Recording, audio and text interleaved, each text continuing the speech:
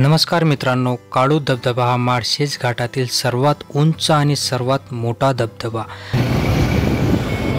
आपण चाललो आहोत काळू वॉटरफॉल इथे एन्जॉय करण्यासाठी.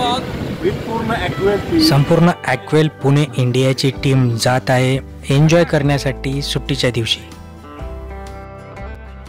महाराष्ट्रातील कमी शोधलेल्या ठिकाणांपैकी एक म्हणजे काळू धबधबा.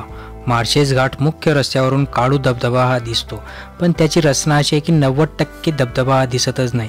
आणि आता सर्वजण गाडीमध्ये एन्जॉय मजा मस्ती करताना आपण हळूहळू संपूर्ण धबधब्याचा व्हिडिओ करणार आहे, त्यामुळे शेवटपर्यंत बघा. इकडं मनोज जोशी एन्जॉय करताना फुल, समोरच आकाश आणि चेतन टक्कर देताना. इकडे सर्वजण थांबले आणि नाश्ता करण्यासाठी. इथे चर्चा चालू आहे की मिसळ खायची का वडापाव खायचा. रवी म्हणतो मला काहीही चालेल, काहीही द्या, भूक लागले. त्यातच जर बघायला गेलं तर आपण आता इकडनं येत आहे मनोज जोशी, कुछ नहीं मिलेगा आप लोगों को, खाली लेज मिलेगा. बट त्यांचं आम्ही ऐकलं नाही आणि ऑर्डर केल्यानंतर आम्हाला मिळाला एक डोसा आणि डोस्यावर आम्ही ताव मारला. बट ते म्हणताना की दिसतं तसं नसतं, थोडासा डोसा हा करपलेला होता, बायकोच्या हाताची चव नव्हती आणि म्हणूनच इकडे मनोज जोशी यांनी मिसळीवर ताव मारला. सोबतच होते रवी म्हणतो माझ्याकडे मिसळ आहे. आणि मध्येच आम्हाला लागला आता गणपतीचं मंदिर, जे की मंदिर अप्रतिम असे अष्टविनायकांपैकी. इकडे जाताना तुम्हाला नक्कीच या मंदिराला भेट द्या. सकाळी सकाळी पोहोचलो, मस्त मंदिराचं दर्शन घेतलं, घंटानाद झाला ज्ञानेश्वर पाटीलला बघून. त्यानंतर आम्ही निघालो हळूहळू.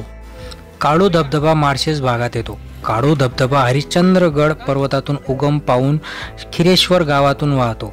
मध्येच आम्ही सर्वजण थांबलो आणि इथे मनोज जोशी म्हणताय की इथे मला जागा घ्यायची. तो भाई अभी कुठे आहे आपण?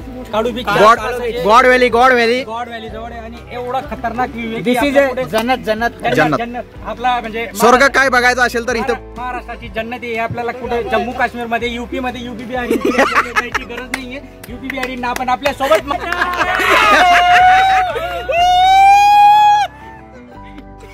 रस्त्यात थोडंसं फोटोशूट काढल्यानंतर आम्ही परत आता तुम्हाला दाखवतो की हा धबधबा लांबून कसा दिसतो. रस्त्यावरच फोटोशूट केला आणि फायनली आम्ही निघालो आमच्या डेस्टिनीकडे, जे की आपला काळू वॉटरफॉलला. रस्त्यामध्ये घाट लागतो आणि परत मजा मस्ती करताना रवीच्या अंगात आलं विकास. फायनली आता आम्ही पोहोचलोय काळू धबधब्याच्या पायथ्याशी. काळू धबधबा इकडे आहे, तुम्ही बघू शकता.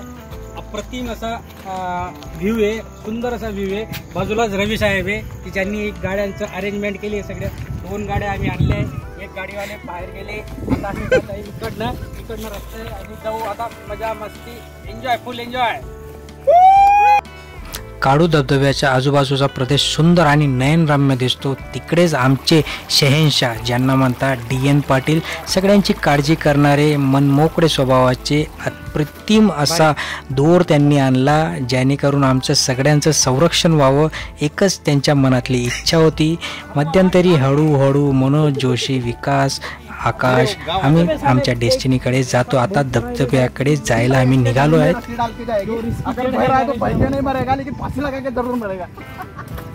अगर कुछ लोग यहाँ से बह जाते हैं, मर जाते हैं, तो बाकी लोग इसी रस्सी से फांसी लगा के मरेंगे.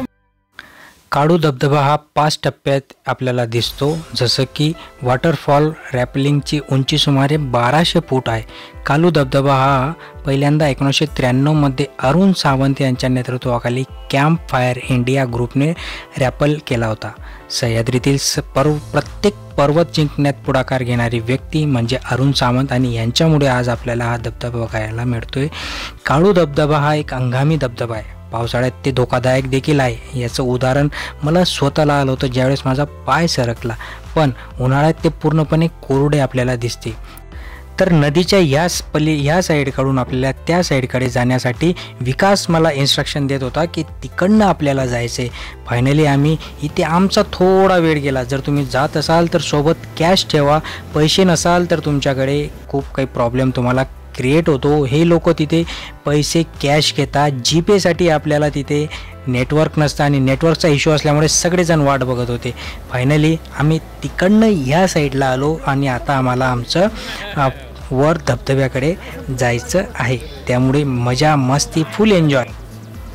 आणि आता शहेनशाह म्हणजे डी.एन. पाटील दिसतो छोटासा, पण वजन जास्त असल्यामुळे तो त्या साईडला जाऊ शकत नाही आणि म्हणून त्याला ओढण्यासाठी 4 माणसांची फौज तिथे आली.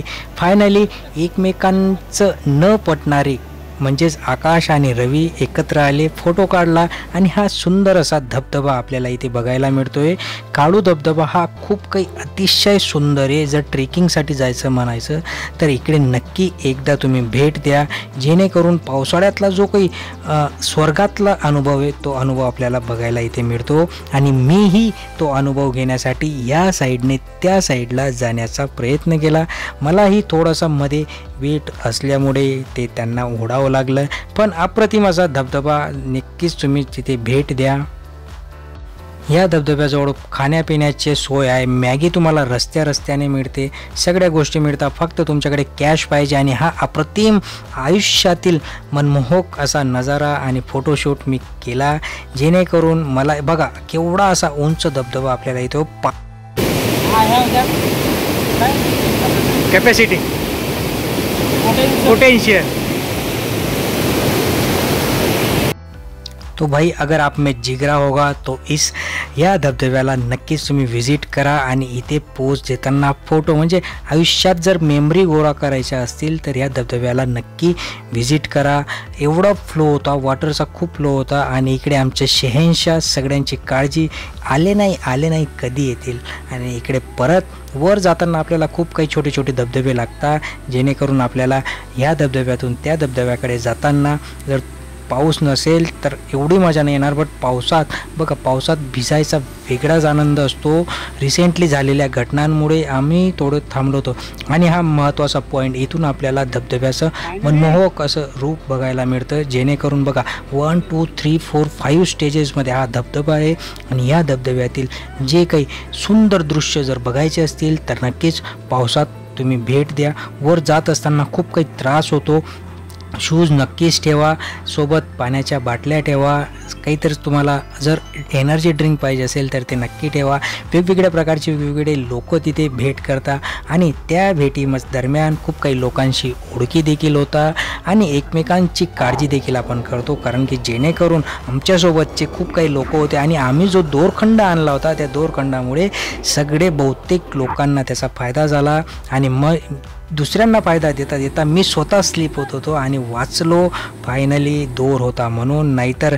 आणि या माणसाला म्हणजेच मनोज जोशींना 21 तोफो की सलामी द्यावी लागणार आहे. पाय त्यांचा दुखत होता, तरीही गडबडत असो, कसं पण असो, पोट घासरत असो, पण ते फायनली पूर्ण धबधब्यापर्यंत पोहोचले.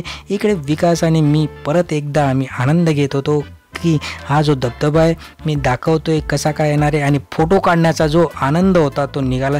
दूधसागर ज्याला आपण म्हणू शकतो, बघा दुधासारखा असा हा धबधबा होता, जेणेकरून आपल्याला दूधसागरला जायची गरज नाही. इथेच आपल्याला दूधसागर बघायला मिळतो. आम्हाला बघितल्यानंतर रवी देखील कोपऱ्यात गेले, फोटो काढायला सांगितले. त्यांच्या हातात होती मॅगी त्यांनी लपवली, पण आम्ही ती खाल्ली त्यांच्याकडून. नंतर होतं बघा अप्रतिम असा हा हिरवागार. आणि नंतर विकास म्हटला, अहो साहेब तुम्ही बाजूला व्हा, मला थोडंसं बोलायचं आहे, मला फोटो काढायचा आहे. लिटरली मला हात धरून त्यांनी बाहेर फेकलं. बट असो, फोटो काढायचा मोह कोणालाही आवरत नाही आणि म्हणूनच त्यांनी तसं केलं असावं. हा एक काळू धबधबा, गॉड व्हॅली म्हणतात, गॉड व्हॅली पण ज्याला म्हणतो आपण. अत्यंत सुंदर असा, एकदम भारी आणि म्हणजे अप्रतिम पैसे बसून असा काळू धबधबा. हेवन ऑफ द अर्थ, महाराष्ट्राचा एकदम भारी. महाराष्ट्रात कुठं जर तुम्हाला यायचं असेल तर काळू धबधब्याला लोकेशन सांगा. दिस इज ॲडव्हेंचरस ट्रेकिंग. पुण्याहून 80 किलोमीटर आहे फक्त. ओके, जास्त काही लांब नाही आहे आणि एकदम बेस्ट. चढत असताना उतरत असताना काळजी करा. खूप अत्यंत भारी अनुभव आपल्या लाईफमध्ये हा मिळत असतो आपल्या सगळ्यांना. खतरनाक आहे, खतरनाक. चलो इथे जमली संपूर्ण टीम आणि टीमने केला आनंद. गांधीजी के बंदर बनवून, कानाला हात लावून, तोंडाला हात लावून, काहीच आम्हाला कोणाचं ऐकायचं आणि आमच्या मनाला पटेल ते करायचं आहे आम्हाला. अशा मूडमध्ये सर्वजण एन्जॉय करताना.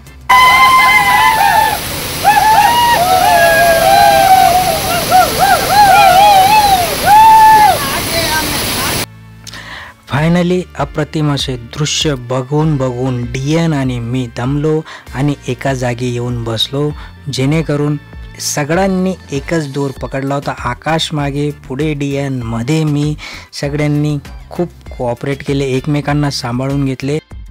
फायनली 8 तासाचं ट्रेकिंग संपल्यानंतर प्रत्येकाने सुटकेचा श्वास घेतला आणि घरी आपले फोन केले. प्रत्येकाने सांगितलं आम्ही सुखरूप खाली पोहोचलो. प्रत्येकजण कोणी बायकोला फोन लावतो, कोणी आईला, कोणी भावाला, कोणी दादाला. सगळ्यांनी परत एकदा हातात फोन घेतले, परत एकदा सेल्फी काढले आणि मजा मस्ती करताना DN म्हणतो चला घरी, भूक लागली लवकर. सगळेजण सेल्फी काढण्यामध्ये व्यस्त. हा दुरून नजारा आहे. फायनली आता ट्रिप झाली आहे, काळू धबधब्याला जाऊन आलो आहे, मस्त एन्जॉय केला. आता भूक लागली आणि भूक लागल्यानंतर आपला हा व्लॉग आता इथेच संपवू असं मला वाटतं. आता पाऊस परत सुरू झाला आहे. Okay, bye. ओके.